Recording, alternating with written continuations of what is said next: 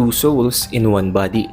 Ito nga ba ang nangyari kay Yuta na nasa katawan ngayon ni Gojo Satoru na dahilan kung bakit nagkaroon sila ng isang urgent na pagkikita para matulungan si Yuta sa kanyang kondisyon.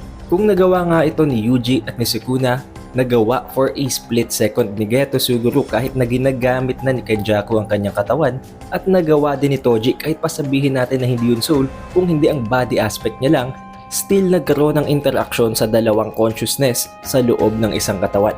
Given na nangyari ito many times sa loob ng kwento, hindi malabong mangyari din ito kay Yuta Okkotsu at kay Gojo Satoru. Bago ang lahat, alam kong madaming magtataka at magsasabing magulo dahil nakapagawa na nga tayo ng video na nagko-confirm na hindi na magbabalik si Gojo. However, the moment na nagbalik si Nobara, it voids that confirmation dahil nangangahulugan lang yon na hindi natin kailangang pagkatiwalaan ang lahat ng mga statements ni Gege Akutami. Considering the reactions sa mukha ng mga natitira pa ng mga survivors mula sa Jujutsu Tech at kung bakit pa kailangan nilang magsagawa ng isang meeting para tulungan si Yuta Okkotsu. Dahil first of all, wala naman sa kanilang kayang mag-perform ng reverse curse technique sa ibang individual kung hindi si Yuta lang din. Dahil as you know guys, meron tayong iba't ibang mga klase and types ng reverse curse techniques na nagva-vary from sorcerer to sorcerer. Tulad na lamang ng kung paano nabanggit ni Gojo Satoru na hindi niya kayang ihil ang ibang sorcerer sa pamamagitan ng kanyang reverse curse technique kung hindi ang sarili niya lamang. However, si Yuta, nagagawa niya yun at pinerform niya yun hindi lamang sa Jujutsu Kaisen Zero nang atakihin sila nitong si Geto Suguru, kundi maging nang i-revive niya si Yuji Itadori matapos niya itong patigilin ang heartbeat for a split second para linlangin ang mga nasa headquarters ng Jujutsu Tech. And even up to this latest part ng kwento, wala parang ibang kahit na sinong sorcerer ang kayang mag-perform ng reverse curse technique sa ibang sorcerer kung hindi si Yuta lang. What is the use kung papupuntahin pa silang lahat sa lokasyon ni Yuta kung hindi naman nila magagawa nitong tulungan? I think the very reason kung bakit kakailanganin nilang magkaroon ng pagpupulong para sa pagkakataong yon sa last panels ng Jujutsu Kaisen Chapter 268 ay pwedeng para i-announce ang isang pangyayari na hindi nila inaasahan. Isang napaka-unexpected na pangyayari na dahilan kung bakit napamura pa nga ang isa sa kanila kay Yuta. And that is also one of the hints na iniwan sa atin ni Gege Akutami dahil hindi dun ipinakita kung sino ang taong yun na nagsalita. Dahil even as of the latest chapter na ang chapter 268 ay hindi pa rin nga natin nakita kung ano na ba ang nangyari kay Yuta matapos niyang bumagsak nang dahil nga sa isang hindi inaasahan na pag-burnout ng kanyang curse technique na nadamay pati ang paggamit niya ng curse technique ni Kenjaku. If we will switch sa POV ng huling parte ng mga panels and pages sa chapter 268 ay nangangahulugan na nagkaroon ng kahit na konting time skip, sabihin nating days or kahit na oras lang. Dahil nakita natin doon na nagising na si Megumi Fushiguro at tulad nga ng nabanggit ni Gojo Satoru sa previous chapters, specifically sa nangyari sa Shibuya incident. Matapos tamaan ng sure hit effect ng Unlimited Void ni Gojo Satoru ang mga non-sorcerer individuals sa B5 ay kinailangan daw mag-take up ng months para makarecover sila from a coma. Paano pa kaya itong si Megumi Fushiguro na tinamaan multiple times at hindi lamang for a split second? Although sabihin natin isa siyang sorcerer, kahit papano ay naka-enforce ng cursed energy ang kanyang utak at ang kanyang katawan kaya hindi yun makaka-apekto ng ganun katindi kumpara sa mga non-sorcerers, still magde-take ng time para makarecover siya at magising muli, which means nagkaroon talaga ng time skip. Na nangangahulugan lang of course na tapos na ang duration ng 5 minutes na copy technique ni Yuta. And this also confirms na hindi kailangan ng constant activation ng curse technique ni Kenjaku para manatili siya sa isang vessel. Na kailangan lamang niya ng one-time activation sa paglipat para manatili sa isang vessel tulad na lamang ng kung paano nakakasurvive pa rin nga itong si Yuta sa katawan ni Gojo. But that also contradicts the point na bakit matapos nga niyang magkaroon ng burnout sa kanyang curse technique ay bakit hindi na siya makagalaw kung meron nga lang itong one-time activation at mananatili na siya sa vessel.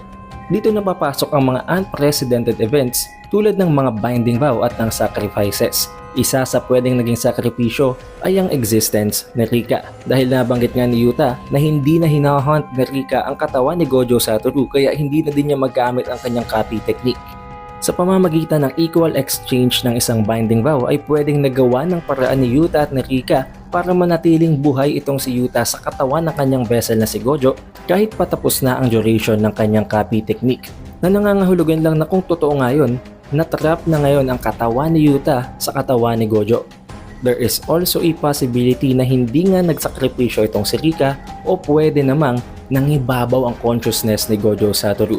Tulad nga ng katagang the soul is the body and the body is the soul. At kung paano nagawang mangibabaw din ang consciousness nitong si Geto Suguru kahit pa napakatagal nang ginagamit ni Kenjaku ang kanyang katawan. This very same instance can happen kay Yuta at kay Gojo. But in this case, the difference is that hindi magkakaroon ng contradiction sa dalawang consciousness na nag-e-exist. Dahil kung iisipin, nagkokontrahan ang existence nitong si Geto Suguru at ng kanyang gumagamit na utak na si Kenjaku. Pero pagdating kay Gojo at kay Yuta, I think mas gugustuhin pa nga ni Yuta na mangibabaw at magkaroon ng consciousness ang kanilang Gojo Sensei. Dahil para sa side ng Jujutsu Tech, napaka-devastating at napakalaki ng impact ng pagkamatay ni Gojo Satoru. Surely Yuta will be fine with Gojo Satoru's consciousness taking over kahit paminsan-minsan lang or kahit nasa mga puntong kakailanganin lamang ng kanyang instincts sa laban. Napakarami din na nagsasabing gayong nilipat nga ang utak nitong si Gojo papunta sa katawan ni Yuta, pwede namang sa katawan ni Yuta napunta ang kanyang consciousness, na nangangahulugan lang na para bang nagpalit sila ng katawan. Paano? Dahil nabanggit ni Sukuna na ang curse technique ay naka-engrave sa utak ng mga sorcerers. At nabanggit din na ang mga curse technique ay directly connected sa soul ng isang user. Na nangangahulugan lang na ngayong inilipat nga ang utak ni Gojo sa katawan naman ni Yuta, hindi din mawawala ang posibilidad na kung magbabalik nga ang consciousness ni Gojo Satoru, ay pwedeng mag-emerge yon habang nasa katawan siya ni Yuta Okkotsu. Napakarami din ang nagsabi na ang nagmura daw kay Yuta sa final panel ng chapter 268 ay si Gojo Satoru, na nangangahulugan na nabuhay siyang muli. However, kahit pasabihin nating nabuhay nga si Gojo, hindi siya ang type na nagmumura sa kanyang estudyante. And surely anyone mula sa Jujutsu Tech, especially ang Gojo team, ay marirecognize agad ang boses niya. However, hindi sila nagkaroon ng kahit na anong shocking reactions at para bang na-weirdan lamang sila, na nagbibigay sa akin ng idea na pwedeng yun ay si Maki. Dahil alam naman natin na si Maki lang ang nakakapagsalita ng ganun kay Yuta. Especially dahil nga sa napakatindi ng ginawa niyang decision making na ang paggamit ng katawan ni Gojo Satoru, putting his very own life at risk. Now given all of these possibilities, idadagdag ko pa ang iilan pang mga hints na naipakita ng isa sa mga Jujutsu Kaisen MV ng Avant. Hindi lamang dito na feature ang hint sa pagbabalik ni Nobara Kugisaki at ang paggamit niya ng kanyang curse technique kontra kay Sukuna, kung hindi napakarami pang ibang mga bagay. At ang napaka-intriguing na part dito ay ang pag-emerge ng Six Eyes at ang pagkawasak ng isa dito. Pati na ang mga kamay na nagagrasp paitaas na alam naman natin na ang North na may kakaibang ibig sabihin pagdating sa Jujutsu Kaisen. However, to be fair din naman, pwede namang ang mga mata na yon ay tumutukoy kay Nobara dahil ang kaliwang mata din naman ni Nobara ang nawala, na dahilan kung bakit sa pagbabalik niya ay meron na siyang eye patch. Now, I just want to clear this to you guys, pero kung magbabalik si Gojo Satoru, it will be a contradiction sa mga sinabi ni Gege Akutami. Dahil sinabi nga niya that there are only two possible outcomes sa mangyayaring final battle. Pwedeng isa ang matira sa 4 na miyembro ng Gojo team o may isa lamang na mabawas sa kanila at may matirang 3. And as things stand sa latest chapter, makikita naman natin na 3 ang natira sa Gojo team. Kung babalik pa si Gojo Satoru, hindi na yun magmamatch sa kanyang mga sinabi. However, we also need to put into consideration na isang sinungaling at napakamapanlin lang nitong si Gege Akutami. Dahil as you can see guys, binigyan nga niya ng confirmation ang pagkamatay nitong si Nobara, pero nakita naman natin na just 2 weeks after that ay nagbalik na naman ulit itong si Kugisaki. Kaya naman hindi pa rin talaga nawawalan ng posibilidad na magbalik si Gojo, especially nang dahil nga sa napakatinding instances ni Yuta na napakarami ng pwedeng maging implications, napakadami ng possibilities na pwedeng maging outcome. Pero I think na ang senaryo na kung saan ay magbabalik si Gojo temporarily at hindi permanente just for the sake na matulungan si Yuta na makasurvive or in the best case scenario ay makabalik sa kanyang sariling katawan. Considering na hindi nga din nag-iwan ng sulat itong si Gojo Satoru kay Yuta Okkotsu kahit pa sabihin natin na hindi siya kasama sa Team Gojo. Dahil we are all aware naman na Yuta Okkotsu holds a special place in Gojo's heart. At maaring ang huling mensahe na yon ay ang maibibigay sa kanyang huling pagkakataon nitong si Gojo para mabuhay at makawala sa pagkakakulong sa katawan nito. That I think is the most possible way para magbalik si Gojo nang hindi nagta-turn out badly, satisfying the JJK community nang hindi para bang ginagawa itong Disney Kaisen. However, this is just my opinion. Kung babalik pa si Gojo Satoru, it's as if ito na ay ang Disney Kaisen. But I guess things would change kung magkakaroon talaga tayo ng sequel at binibigyan ko na talaga ito ng DN magmula pa lang sa ating previous Jujutsu Kaisen theory. Dahil kung magbabalik pa nga si Gojo at kung magbabalik din si Sukuna na ayon sa ating previous theory, it only points out and leads to a sequel. At kung hindi kayo nalinawan sa sequel dahil alam ko napakaraming umalma sa inyo sa previous video, nagangahulugan nyo na para bang ang karugsong na kwento, ang para bang part 2 or ang tinutukoy nyo na season 2 ng manga. Especially dahil tulad nga ng nabanggit ko ng napakaraming beses na hindi pa rin natin nabibigyan ng linaw at ng DN kung ano ang nangyari sa kwento ng buhay ni Kenjaku, lalong-lalo pa ang merger na napakatagal niyang pinagplanuhan. Para saan ang lahat kung hindi yun mangyari?